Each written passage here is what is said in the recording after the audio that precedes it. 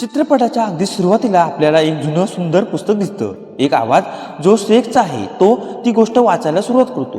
गोष्ट अशी असते, एकेकाळी एका सुंदर राजकुमारीला एका शापामुळे किल्ल्यात कैद केलं होतं. एका भयानक ड्रॅगनने तिथे पहारा दिला होता. अनेक शूरयोद्ध्यांनी तिला वाचवण्याचा प्रयत्न केला, पण यश आलं नाही. शेवटी एक देखणा राजकुमार तिथे येईल, तिला वाचवेल आणि खऱ्या प्रेमाचं चुंबन देऊन तिचा शाप कायमचा संपवेल. आणि अचानक पुस्तकाचं ते पान शेख जोरात फाडतो आणि हसायला लागतो. तो म्हणतो, काय फालतूगिरी आहे ही? असं पण कधी होतं का? कोणी राजकुमार कोणा राजकुमारीला कधी वाचवतो का? असं पण कुठे होतं का? इथेच प्रेक्षकांना समजतं की हा काही साधासुद्धा हिरो नाहीये. यानंतर आपण शेखला पाहतो, जो एक राक्षस आहे, या चित्रपटाचा मुख्य हिरो आहे. त्यानंतर ऑल स्टार हे गाणं बॅकग्राऊंडला सुरू होतं आणि आपण शेखला त्याच्या दलदलीत पाहतो. एका सामान्य माणसाला जे घाणेरडं वाटेल त्या शेखला खूप मजा येते. तो चिखलाने आंघोळ करतो, दातांना किड्यांच्या पेस्टने घासतो, जेवताना खाण्यात डोळ्यांचा वापर करतो आणि त्याच्या घराबाहेर राक्षसापासून सावध राहा अशी पाटी लावतो. मित्रांनो, या मजेशीर हॉलिवूड चित्रपटाची गोष्ट सांगण्याविषयी आपल्या चॅनलवरती कमेंट केली होती ज्ञानेश्वर जाधव यांनी. तुम्हीही मला सांगू शकता तुम्हाला कोणत्या प्रकारच्या चित्रपट कथा मराठीत ऐकायला आवडतील. आणि आपल्या या मराठमोळ्या चॅनलला सपोर्ट करण्यासाठी चॅनलला नक्की सबस्क्राईब करून ठेवा. आपल्याला एकीकडे शेख दिसतो तर दुसरीकडे त्याचवेळी जवळच्या गावातील काही लोक ह्या राक्षसाला मारू पाहताना दिसतात, कारण ते सर्व त्यापासून सुरक्षित होऊ शकतील. एक योजना आखून ते हातात मशाली आणि कुऱ्हाडी घेऊन शेखला पकडायला त्याचं घर जाळण्यासाठी येतात. त्यांना वाटतं की राक्षस खूप भयानक असेल. ते शेखच्या घराबाहेर दाबा धरून बसतात. शेख हळूच त्यांच्या मागे उभा राहतो आणि विचारतो, काय शोधताय? गावकरी घाबरतात. शेख त्यांना मारण्याऐवजी फक्त त्यांच्या तोंडावर जोरात ओरडतो. त्याची गर्जना ऐकून गावकऱ्यांची पाचावर धारण बसते आणि ते तिथून पळून जातात. खरं तर शेख एक वाईट राक्षस नसतो, त्यामुळे तो कोणाला मारत नाही. तो फक्त लोकांना पळवून लावू पाहतो. शेख हसतो आणि पुन्हा आपल्या घरात शांतपणे जाऊन झोपतो. त्याला वाटतं की आता त्याचं आयुष्य असं डोकं न लावता शांतपणे जाईल. चित्रपटात दुसऱ्या बाजूला लॉर्ड फार्क्वाटचे सैनिक सर्व फॅरीटेल कॅरेक्टर्स म्हणजे काल्पनिक पात्रांना पकडत असतात. लोक थोड्याशा पैशांसाठी आपल्याकडची अशी कॅरेक्टर्स विकत असतात. यातली काही कॅरेक्टर्स जादुई असतात. एक म्हातारी बाई तिच्या गाढवाला घेऊन विकायला येते आणि सांगते की हे गाढव बोलू शकतं. पण गाढव अगदी गप्प बसतं, कारण त्याला स्वतंत्र राहायचं असतं.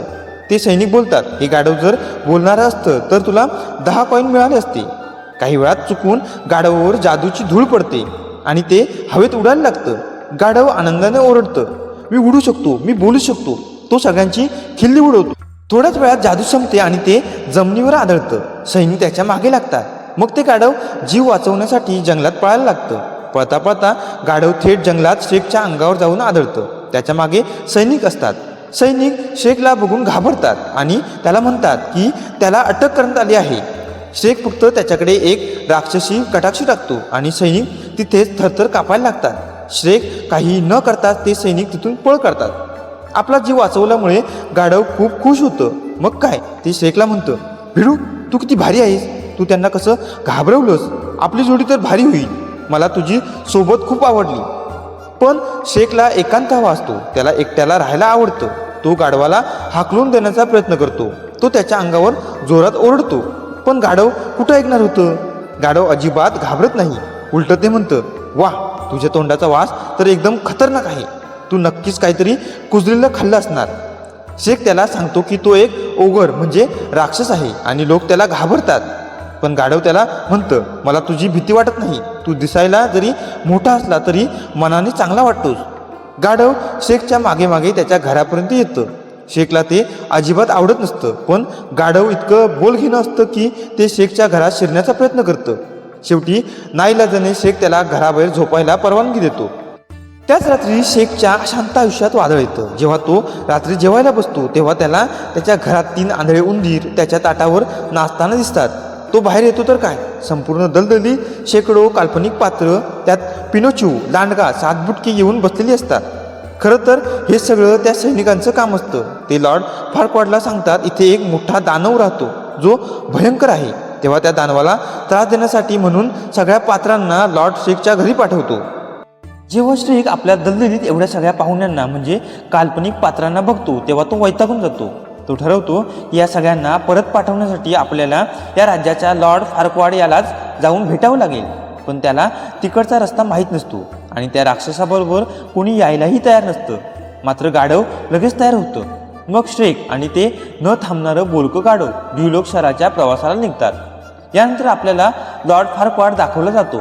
तो एका कुकीजला म्हणजे जिवंत बिस्किटाला खूप त्रास देत असतो. लॉर्ड फारक्वाड हा एक अत्यंत बुटका, गर्विष्ठ आणि क्रूर माणूस असतो. त्याला राजा बनायचं असतं. तो जादुई आरशाला हे विचारतो. त्याला उत्तर मिळतं. त्यासाठी त्याला एका राजकुमारीशी लग्न करणं गरजेचं असतं. आरसा त्याला 3 राजकन्यांचे पर्याय देतो. 1 सिंड्रेला, 2 स्नो व्हाईट, 3 राजकुमारी फिओना, जी एका ड्रॅगनच्या पहारा असलेल्या किल्ल्यात कैद असते. पण पूर्ण ऐकण्याआधीच लॉर्ड 3री राजकुमारी फिओनाला निवडतो. पण प्रश्न असतो तिला आणायला कोण जाणार याचा. लॉर्ड स्वतः भित्र असल्यामुळे तिला वाचवायला जाऊ शकत नाही. म्हणून तो एक स्पर्धा भरवतो, जेणेकरून जो युद्धात जिंकेल त्याला तो राजकुमारीला वाचवायला पाठवेल. नेमका त्याच वेळी श्रेक मैदानात येतो. त्याला बघून सर्व सैनिक आणि लोक घाबरतात. लॉर्ड फारक्वाडला वाटतं ही एक चांगली संधी आहे. तो जाहीर करतो की जो कोणी या राक्षसाला म्हणजे श्रेकला मारेल तोच खरा विजेता ठरेल. मग काय, शेकडो सैनिक श्रेकवर तुटून पडतात. पण श्रेक कुस्तीगिरासारखा त्या सगळ्या सैनिकांना लोळवतो, उड्या मारतो आणि गाढवाच्या मदतीने सर्व सैनिकांची धुळधाण उडवतो. लोक हे बघून टाळ्या वाजवतात. लॉर्ड फारक्वाडला समजतं की हा ओगड म्हणजे श्रेक कोणाही मानवी योद्ध्यापेक्षा जास्त ताकदवान आहे. तो श्रेकला थांबवतो आणि एक ऑफर देतो. जर तू राजकुमारी फिओनाला त्या किल्ल्यातून वाचून माझ्याकडे आणलंस तर मी तुझ्या दलदलीत राहणाऱ्या त्या सर्व प्राण्यांना तिथून हटवीन आणि तुला तुझी दलदल परत देईन. गाढव त्याला समजावतं लॉर्ड आपल्याला फसवतोय. पण श्रेकला फक्त आपली शांतता हवी असते, म्हणून तो ही अट मान्य करतो. गाढव आणि श्रेक दोघंही एका अशा ठिकाणी पोहोचतात जिथे चहूकडे धगधगता लावा असतो आणि मध्यभागी एक जुना भीतीदायक किल्ला असतो. श्रेक आणि गाढव त्या लावावर असलेल्या एका डळमळीत पुलावरून कसेबसे किल्ल्यात शिरतात. श्रेकला राजकुमारीला शोधायचं असतं. तो एक शिरस्त्राण डोक्यावर चढवतो आणि गाढवाला ड्रॅगनपासून लांब राहायला सांगतो. पण बिचारं गाढव घाबरलेलं असतं आणि चुकून ते ड्रॅगनच्या समोरच जातं. तो ड्रॅगन खूप मोठा आणि भयानक असतो, जो तोंडावाटे आग उकत असतो. गाढव जीवाच्या आकांताने पळायला लागतं. श्रेक जेव्हा गाढवाला वाचवायला येतो तेव्हा तो ड्रॅगनच्या शेपटाजवळ जातो. ड्रॅगनच्या शेपटाच्या फटक्यामुळे तो सरळ उडून जाऊन राजकुमारीच्या खोलीत पडतो. भडकलेला ड्रॅगन गाढवाचे पळायचे सर्व रस्ते बंद करतं. पण जेव्हा ड्रॅगन त्याला अडवतो तेव्हा गाढव आपलं डोकं चालवतं. ते ड्रॅगनची स्तुती करायला लागतं. खरं तर ती एक मादी ड्रॅगन असते. गाढव बोलू लागतं, अरे बापरे, तुझे डोळे किती सुंदर आहेत, तुझी त्वचा किती चमकते, तू तर एक अतिशय मोहक ड्रॅगनेस आहेस. तू आत्ताच पार्लरमधून आली आहेस असं वाटतं. तुझे दात किती सुंदर आहेत. आणि काय आश्चर्य, ती भयानक ड्रॅगन चक्क लाजून गुलाबी होते. ड्रॅगनला गाढव आवडू लागतं आणि ती त्याला प्रेमाने पकडून आपल्याकडे घेऊन जाते. गाढवाची तिथे चांगलीच फजिती होते, कारण त्याला आता त्या ड्रॅगनपासून सुटका हवी असते. दुसरीकडे श्रेक राजकुमारी फिओनाच्या खोलीत पोचतो. फिओनाला वाटतं की तिचा राजकुमार आलाय, जो तिला अगदी फिल्म स्टाईलने रोमॅन्टिकपणे वाचवेल. तोच तिचं पहिलं प्रेम आहे. पण श्रेक काय करतो, तो तिला चक्क जोरात हलवून उठवतो. त्याच्याबरोबर ओढत नेऊ लागतो. फिओना बिचारी बोलत राहते, अरे हे काय, तू तर राजकुमार आहेस, तुला रोमॅन्टिक पद्धतीने यायला हवं, गाणं म्हणायला हवं आणि मला प्रपोज करायला हवं. तुझं ते रोमॅन्टिक गाणं कुठे आहे. श्रेक बोलू लागतो, वेळ नाही ग, चल लवकर, बाहेर तो ड्रॅगन आपल्याला मारून टाकेल, पळ काढ. श्रेक ड्रॅगनला एका चेनमध्ये अडकवून गाढवाला तिथून सोडवतो. ड्रॅगन जसजसा पुढे येऊ लागतो त्या साखळीत गुरफटतो, सगळी जागा उद्ध्वस्त करतो. श्रेक फिओनाला घेऊन किल्ल्याबाहेर उडी मारतो. ड्रॅगन त्याच्या मागे येतो, पण तो साखळदंडात अडकल्यामुळे बाहेर पडू शकत नाही. शेवटी श्रेक, फिओना आणि गाढव सुखरूप बाहेर पडतात. आत्ता खरा ट्विस्ट येतो. जेव्हा फिओना श्रेकचं शिरस्त्राण काढायला सांगते तेव्हा श्रेक नकार देतो. तो सांगतो लॉर्ड फारक्वाडने त्याला इकडे पाठवलं होतं तिला वाचवायला. फिओना बोलते, जर त्याला माझ्याशी लग्न करायचं असेल तर त्यालाच इकडे यावं लागेल, नाहीतर ती इथून जाणार नाही. शेवटी श्रेक डोक्यावरचं शिरस्त्राण काढतो तिची समजूत घालण्यासाठी. तेव्हा तिला धक्काच बसतो. ती तसं दाखवत नाही, तरीही ती जायला नकारच देते. पण श्रेक तिला जबरदस्तीने खांद्यावर उचलतो आणि लॉर्ड फारक्वाडकडे न्यायला लागतो. श्रेक, फिओना आणि गाढव ड्युलकच्या दिशेने प्रवास सुरू करतात. एका ठिकाणी गेल्यावर ते थांबतात. फिओना बोलते, आता खूप संध्याकाळ झाली, आज आपण इथेच थांबू. आणि ती एका गुहेत जाते आणि सांगते, मी तुम्हाला आता सकाळी भेटते. बाहेर गाढव आणि श्रेक झोपण्याआधी एकमेकांशी बोलत असतात. गाढव त्याला विचारतं, तू असा एकटा एकटा का राहतो? श्रेक सांगतो की मी लहानपणापासून असा दिसतो की कोणी माझ्याशी बोलतच नाही. लोकांना वाटतं मी खूप वाईट आहे, सगळे माझ्याबरोबर राहायला घाबरतात, मग मी काय करणार? पण गाढव बोलतो, यार मी तुला भेटलो तेव्हा मी कुठे घाबरलो? पण श्रेक म्हणतो, हां पण बाकी कोणाला मी आवडत नाही. हे सगळं बोलणं फिओना सुद्धा ऐकत असते. ती सुरुवातीला खूप चिडलेली असते, कारण तिला एका ओगरने, राक्षसाने वाचवलं असतं. तिला वाटतं की तिचं आयुष्य आता संपलं. पण वाटेत काही मजेशीर गोष्टी घडतात. इकडे लॉर्ड फार्क्वाड राजकुमारीला बघण्यासाठी आतुर असतो. दुसऱ्या दिवशी सकाळी फिओना उठते, मजेत गाऊ लागते, ज्यामुळे बिचारी एक चिमणी मरून पडते. ती गाढव आणि श्रेक यांसाठी नाश्ता बनवते, कारण काल जे बोलणं झालं त्यामुळे मला थोडं वाईट वाटतं असं ती श्रेकला सांगते. काल आपण भेटलो आणि भांडायला लागलो ते जरा चुकलंच. आता चला लगेच नाश्ता करा, आपल्याला खूप लांब जायचंय. प्रवासात एका ठिकाणी काही दरोडेखोर त्यांच्यावर हल्ला करतात. श्रेकला वाटतं की आता आपल्याला लढावं लागेल. पण राजकुमारी फिओना चक्क देवसेना स्टाईलने एकटीच त्या सर्व दरोडेखोरांना धोधो धुते. हे बघून श्रेक आणि गाढव दोघंही थक्क होतात.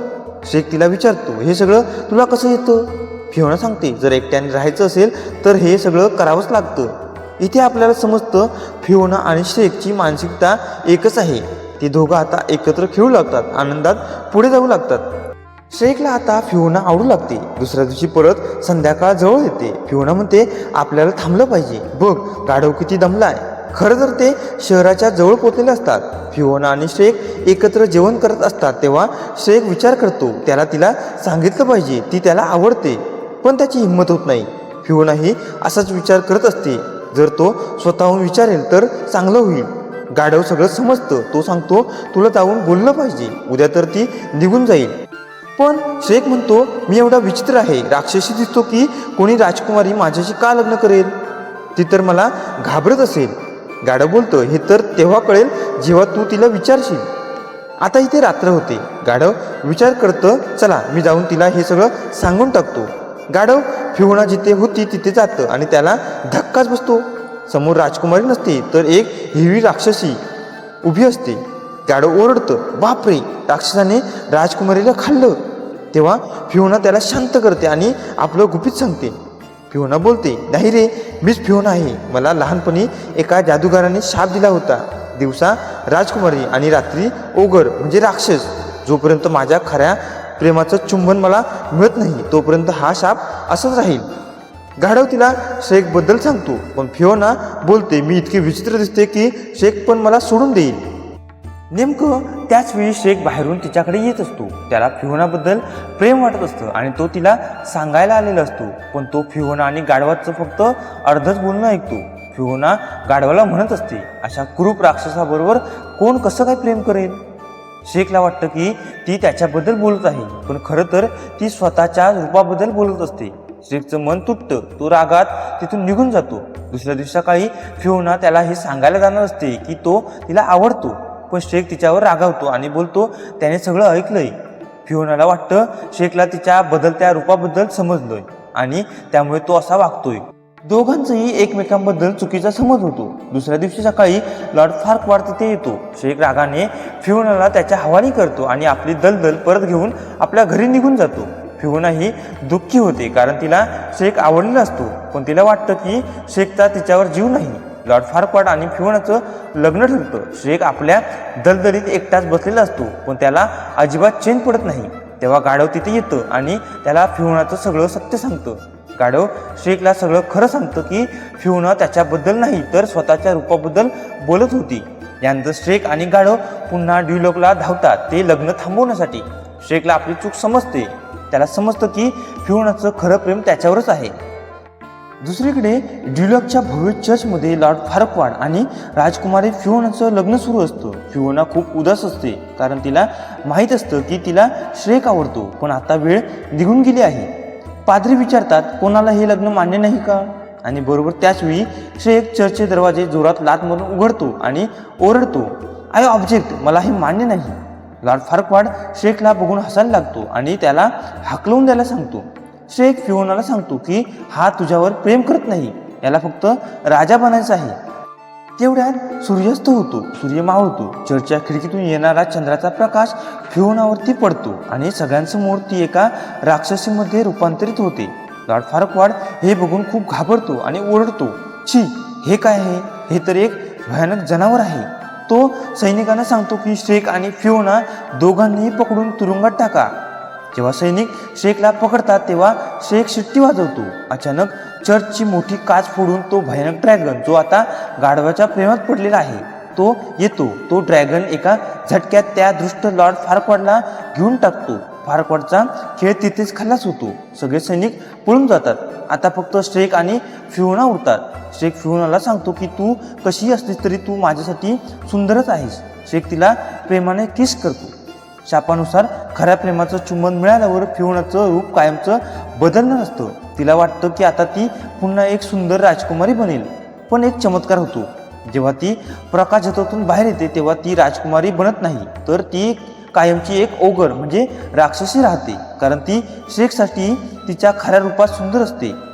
श्रेक आणि फिओना यांचं दलदलीत त्यांच्या घरी लग्न लागतं. सर्व काल्पनिक पात्र तिथे नाचायला लागतात. गाढव आपलं प्रसिद्ध गाणं गायला लागते. सगळे आनंदात राहू लागतात. मित्रांनो, हा चित्रपट सांगतो खरी सुंदरता चेहऱ्यात नाही तर मनामध्ये असते. श्रेकने सिद्ध केलं की राक्षस ही हिरो असू शकतो आणि राजकुमारी दिसायला कशीही असली तरी ती राजकुमारीच असते.